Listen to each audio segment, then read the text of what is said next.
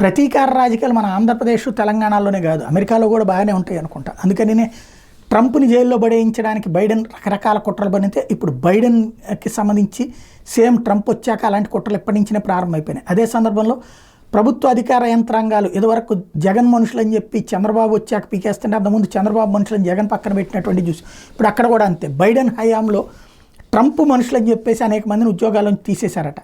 ఇప్పుడు ట్రంప్ వస్తూ రావడంతోనే దాదాపుగా 4,000 మంది ఉద్యోగుల్ని తొలగించబోతున్నారట.